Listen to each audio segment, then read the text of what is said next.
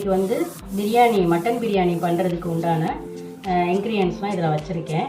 என்னென்னு பார்த்துக்கோங்க. ஃபஸ்ட்டு 4 பச்சை மிளகா, பெரிய வெங்காயம் ஒரு 4 வெங்காயம் மெலிசாக இந்த மாதிரி ஸ்லைஸாக கட் பண்ணிக்கணும். அப்புறம் தயிர், புளிச்ச தயிர் 1 டம்ளர் வச்சுருக்கேன்.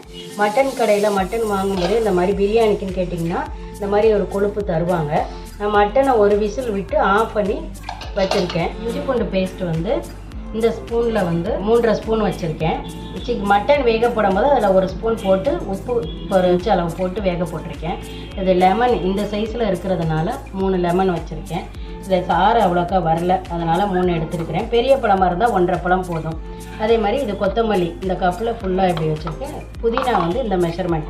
இது புதினா ஜாஸ்தி போட்டிங்கன்னா சாப்பாடு வந்து கசக்கும். அதனால் பட்டை 4 கிராம்பு, 4 ஏலக்காய், 3 போதும். பொடி இப்போ ஏலக்காயாக இருக்கனால 4 எடுத்திருக்கேன். பட்டை இந்த பெரிய சைஸில் 3 எடுத்திருக்கிறேன். தக்காளி எப்படின்னா 6 தக்காளி எடுத்திருக்கிறேன். பெரிய தக்காளியாக 6 தக்காளி எடுத்திருக்கிறேன். இது வந்து பட்டை கிராம்பு பொடி வந்து இந்த காபி தூள்லாம் போடுவோம்ல சின்ன ஸ்பூனு, அதில் வந்து 3 ஸ்பூன் எடுத்திருக்கிறேன். இது வந்து மிளகாத்தூள், என்கிட்ட உள்ள மிளகாத்தூள் வந்து நல்லா காரமாக இருக்கும். அதனால் நான் வந்து 1/2 ஸ்பூன் எடுத்திருக்கேன். கொத்தமல்லி தூள் வந்து 3/4 ஸ்பூன் எடுத்திருக்கிறேன். பிரியாணி பொடி எந்த பிராண்டாக இருந்தாலும் பரவாயில்ல. பிரியாணி பொடி இதில் வந்து ஒரு 2 ஸ்பூன் கடைசியாக ஒரு 3/4 பதம் சாப்பாடு வெந்ததுக்கப்புறம் போடணும். அதை அப்புறம் போடும்போது நான் காட்டுறேன். இதுதான் தேவையான பொருட்கள். இப்போ வந்து நம்ம பிரியாணி செய்ய ஸ்டார்ட் பண்ணிடலாம். தட்டி வச்சு எண்ணெய் ஊற்றி அந்த கொழுப்பு கொடுத்தாங்கள்ல கறிக்கடையில், அதை போட்டிருக்கேன். அதை போட்டுட்டு நெய் கொஞ்சம் 1 2 3 ஸ்பூன் தேவைன்னா அப்புறமேட்டு கொஞ்சம் வேறு போடணும். அதுக்காக இப்போ ஒரு 3 ஸ்பூன் போதும். இது வந்து நான் சொல்கிற மெஷர்மெண்ட் வந்து காப்படி அரை உலக்குக்கு மட்டும்தான் நான் இப்போ செய்கிறேன். இப்போ இது காஞ்சதுக்கப்புறம் பட்டை கிராம்பு ஏலக்காய் போட்டுறோம்ல, அது வந்து போடணும். பட்டை கிராம்பு ஏலக்காய் போட்டு இந்த ஏலக்காய் வந்து நல்லா உப்பி வரணும். அதுதான் ரொம்ப கருக விட்டுற வேணாம், டேஸ்ட்டு மாறிடும். பட்டை கிராம்பு போட்டு பொரிஞ்சோன்னே வெங்காயம், பெரிய வெங்காயம் போடணும். கொஞ்சம் பெரிய வெங்காயம் வந்து கொஞ்சம் வதங்கினோன்னா உப்பு போட்டால் நல்லாயிருக்கும். ஏன்னா அது அந்த ஆனியனோட டேஸ்ட்டை வந்து உப்பு போட்ட உடனேயே வதங்கிடும். அதனால் கொஞ்சம் நேரம் கழித்து நீங்கள் போட்டிங்க அப்படின்னா அந்த ஆனியனோட டேஸ்ட்டு வந்து நல்லாயிருக்கும். அதனால் அது மாதிரி பார்த்துக்கோங்க. கொஞ்சம் வதங்கட்டும் வெங்காயம். மட்டன் வேக வச்சும் செய்யலாம். அது மட்டன் வேக வச்சு செஞ்சால் கொஞ்சம் லேட்டாகும் அப்படிங்கிறதுனால ஏற்கனவே சமைக்க லேட் ஆகிடுச்சு. அதனால் நான் வந்து மட்டனை ஒரே ஒரு விசில் மட்டும் உப்பு சும்மா ஒரு 1/4 ஸ்பூனும் இஞ்சி பூண்டு பேஸ்ட்டு வந்து ஒரு 1/2 ஸ்பூன் போட்டு வேக வச்சுருக்கேன். அவ்வளோதான். நல்லா ப்ரௌனிஷுக்கும் மேலே கொஞ்சம் வதங்கினா தான் அந்த பிரியாணி வந்து டேஸ்ட்டாக இருக்கும்.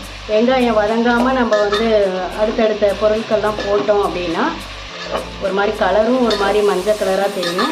டேஸ்ட்டும் பார்த்திங்கன்னா எல்லாமே வதங்காதனால நல்லா இருக்காது. அதனால் வெங்காயம் வதங்குறதுல தான் உங்களுக்கு பிரியாணியோட டேஸ்ட்டே இருக்குது. அதனால் நல்லா வதக்குற வரைக்கும் வெயிட் பண்ணுங்கள். மூடி போட்டு கூட வதக்கலாம். அட்டிக்கு கரெக்டாக இருக்கிற மாதிரி எப்பயும் மூடி பார்த்துக்கோங்க. பிரியாணி செய்கிறப்ப கொஞ்சம் கூட ஆவி போகாத அளவுக்கு பார்த்துக்கோங்க. போட்டு அடிக்கடி கிண்டி விட்டு மூடி வச்சுக்கோங்க. கொஞ்சம் மூடி வச்சிங்கன்னா சீக்கிரம் வந்து வதங்கும். காப்படிக்கு வந்து அரைப்படி சொம்பு வந்து அளவு எடுத்துக்கணும். அதில் ஒரு சொம்பும் திருப்பியும் அரை உலக்கு அரிசிங்கிறதுனால அதே சொம்பில் ஒரு அரை சொம்பு, அதாவது மோர் சொம்பு சொல்கிறேன், இந்த சொம்பு நான் சொல்கிறேன். இப்போ கொஞ்சம் உப்பு போட்டுக்கலாம். உப்பு சாப்பாட்டுக்கு தேவையான அளவு போட்டுக்கலாம். அப்படி பத்தலைனாலும் இதுக்கு பின்னாடி போட்டுக்கலாம். நல்லா வதங்கட்டும் வெங்காயம். இப்போ வெங்காயம் ஓரளவுக்கு வதங்கிடுச்சு. இந்த ஸ்டேஜில் வந்து தக்காளி போட்டுக்கலாம். தக்காளி போடும்போது 4 பச்சை மிளகாய் கீறி வச்சுருக்கேன். இந்த பச்சை மிளகாய் போட்டுக்கலாம். போட்டுட்டு நல்லா புல்லில் வச்சு அடுப்பை வச்சு நல்லா வதக்கணும். தக்காளி நல்லா வதங்கினா தான் நல்லாயிருக்கும், டேஸ்ட்டாக இருக்கும். இல்லைனாக்கா சாப்பாடு சாப்பிடும்போது பார்த்தா அப்படியே முழுசாகவே இருக்கிற மாதிரி இருக்கும். அதனால் தக்காளி நல்லா மசிஞ்சு வரணும். மூடி வச்சு இது பண்ணோம்னா நல்லா மசியும். இப்போ 5 நிமிஷம் ஆயிடுச்சு. இப்போ தக்காளி வதங்கிடுச்சான்னு பார்க்கலாம். பரவாயில்ல, தக்காளி வதங்கிடுச்சு. இப்போ இந்த ஸ்டேஜில் வந்து இஞ்சி பூண்டு பேஸ்ட்டு வச்சுருக்கிற கொத்தமல்லி, புதினா, இஞ்சி பூண்டோட வதக்கணும். ஏன்னா கொத்தமல்லி புதினாவும் வதங்கிறதுக்கு கொஞ்சம் லேட்டாகும். அதே மாதிரி இஞ்சி பூண்டை போட்டோம்னா அதனுடைய பச்சை வாசம் போகிற அளவுக்கு அதுவும் சேர்ந்து வதங்கும். அதனால் இந்த ஸ்டேஜில் 2ஐயும் போட்டாச்சு. இஞ்சி பூண்டு போட்டோன்னே லைட்டாக பிடிக்கிற மாதிரி இருக்கும். அதனால் அடிக்கடி கிண்டி விடணும். கிராம்பு பொடி வச்சுருந்தோம்ல, அதையும் போட்டுடலாம். போட்டு ஒரு 5 நிமிஷம் வதங்கட்டும். கொத்தமல்லி கொஞ்சம் வதங்கிடுச்சு. போதும் வதங்கினப்போ இப்போ வந்து தயிர், ஒரு கிளாஸ் புளிச்ச தயிர் ஆட் பண்ணணும். லெமன், இந்த சீட்ஸ் எல்லாம் இப்படி பண்ணிட்டோம்னா வடிகட்டிடும். எப்போயுமே லெமன் புளிஞ்சோம்னா ஒரு தண்ணியில் கொஞ்சோண்டு தண்ணி பிடிச்சி அதில் வந்து புளிஞ்சு வைக்கணும். ஏன்னா அப்போ தான் அந்த கொஞ்சம் உடனே செஞ்சால் பரவாயில்ல, கொஞ்சம் நேரம் ஆகிறனால அந்த சுண்ணாம்பு இது வந்து இறங்கி வைக்கல. அதுக்காக அது மாதிரி தண்ணி கொஞ்சம் துளியோண்டு ஆட் பண்ணி அதில் புளிஞ்சு வைக்கிறது பெஸ்ட்டு. இது பண்ணோம்னா அங்கே வச்சுருக்க மசாலா, கொத்தமல்லி தூள், மிளகாத்தூள் இதை போட்டுடலாம்.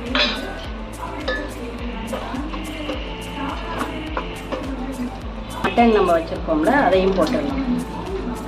போட்டுட்டு இந்த மசாலாவோட கோட் ஆகிற மாதிரி நல்லா கலந்து ஒரு நிமிஷம் அப்படியே விட்டோம்னா அப்படியே ஒரு மாதிரியாக அதில் நல்லா கோட்டாகி இருக்கும். அது மாதிரி கோட்டாகிற வரைக்கும் ஒரு நிமிஷம் வச்சுக்காங்க. இப்போ மட்டன் வேகிறதுக்கு தண்ணி வச்சுருந்தோம்ல, அதோட சேர்த்து அளவு தண்ணி. இப்போ நம்ம இந்த சொம்பு தான் நான் சொன்னேன். இதில் வந்து நான் வந்து காப்படியும் அரை உலக்கும் அரிசி எடுத்திருக்கேன். அதனால் இந்த சொம்பில் ஒரு சொம்பு, அப்புறம் ஒரு அரை சொம்பு தண்ணி எடுத்திருக்கேன். இந்த தண்ணியையும் கறி இது பண்ண தண்ணியையும் மெஷர்மெண்ட்டை கரெக்டாக அளந்து எடுத்துக்கிட்டேன். இப்போ தண்ணி கொதிக்கட்டும், அதுக்கப்புறம் அரிசி போட்டுக்கலாம். தண்ணி கொதிச்சிருச்சான்னு பார்க்கலாம். தண்ணி கொதிக்க ஆரம்பிக்குது. தண்ணியெல்லாம் இருந்துட்டு கொஞ்சமாக அரிசி எடுத்து போடலாம். அரிசி வந்து சாப்பாடு செய்கிறதுக்கு ஒரு 1/2 hour முன்னாடி வந்து ஊற வச்சிங்கன்னா நல்லாயிருக்கும். இது வந்து நான் இப்போ ஆக்குற அரிசி வந்து ஜீரக சம்பா அரிசி. ஜீரக சம்பாவுக்கு நான் இப்போ சொன்ன தண்ணி வந்து கரெக்டு. இதுவே நீங்கள் துளசி அரிசியில் சாப்பாடு செய்கிறதா இருந்தால் அதுவும் பிரியாணிக்கு நல்லாயிருக்கும். அதுக்கு வந்து நம்ம ஊற்றின அளவை விட என்ன ஒரு மெஷர்மெண்ட்டை ஊற்றுறீங்களோ அதுக்கு டபுள் மடங்கு ஊற்றிட்டு ஒரு டம்ளர் மட்டும் எக்ஸ்ட்ரா தண்ணி வைக்கணும். அவ்வளோதான். அரிசி போட்டோன்னே ஒரு கிளறி விட்டுட்டு மூடி வச்சுட்டு வேக வைக்கலாம். ஒரு அரை வாசி தண்ணி சுண்டுனோன்னே சிம்மில் வச்சுக்கலாம். அது வரைக்கும் அடுப்பு ஃபுல்லிலே இருக்கட்டும். வந்து எல்லாம் தண்ணி எல்லாமே சுண்டிடுச்சு.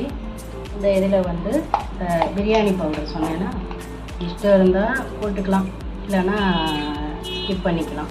ஒரு 1.5 ஸ்பூன் போதும். இந்த இதில் வந்து நெய், 1 நம்பர் நெய். அடுத்து இப்போ நம்ம தம் தான் வைக்க போகிறோம். அதனால் பிரியாணிக்கு எப்போயுமே கொஞ்சம் நெய் தாராளமாக ஊற்றணும். சாப்பாடு ஒன்றோட ஒன்று ஒட்டாமல் உதிரியாக நல்லா இருக்கணும். இந்த இதில் வந்து நீங்கள் உப்பு புளிப்பெல்லாம் செக் பண்ணிக்கோங்க. செக் பண்ணிவிட்டு பவுட்ரு போட்டுட்டு நெய்யை போட்டுட்டு தம் வச்சிடலாம். அடியில் தோசைக்கல் வச்சுருக்கேன் நான். எதுக்குன்னா பிடிக்காமல் இருக்கட்டும் சாப்பாடு அப்படின்றதுக்கு இப்போ தான் வச்சேன். தம்மோட போகிறோம்ல, அதனால் வச்சேன். வச்சுட்டு மூடி வச்சு வாழை இலை இருந்துச்சுன்னா வாழை இலையை நல்லா பரப்பி போட்டு மூடி போடலாம். என்கிட்ட வாழை இலை இல்லை, வாங்கலை. திடுதிப்புன்னு செய்கிறதுனால நான் ஒன்றுமே ப்ரீ பிளானாக எதுவுமே வாங்கி வைக்கலை. அதனால தான். இல்லைன்னா மாங்காய் வாங்கி வச்சுருப்பேன், தாளிச்சாக்கலாம். எதுவுமே இல்லை. அவ்வளோதான் ஃப்ரெண்ட்ஸ். இதை மூடி போட்டு நல்லா மூடிட்டு பாத்திரத்தில் நல்லா கொஞ்சம் வெயிட்டாக இருக்க பாத்திரத்தில் இப்படி வச்சு ஷேக் ஆகாமல் நகராமல் அந்த மூடி இது பண்ணி தம் வச்சுட்டு ஒரு 1/4 மணி நேரம் கழித்து திறந்து பார்ப்போம் ஃப்ரெண்ட்ஸ். சிம்மில் வச்சுக்கோங்க அடுப்பு. 20 நிமிஷம் ஆயிடுச்சு. இப்போ தம்மை எடுத்து பார்க்கலாம். இப்போ பாருங்கள் ஃப்ரெண்ட்ஸ், சாப்பாடு எப்படி நல்லா பொலன்னு வந்திருக்குன்னு பாருங்கள். சொன்ன மெஷர்மெண்ட்டில் எல்லாமே ஊற்றுனீங்க அப்படின்னா சாப்பாடு நல்லா ஒன்றோட ஒன்று ஒட்டாமல் நல்லா வந்திருக்கும்.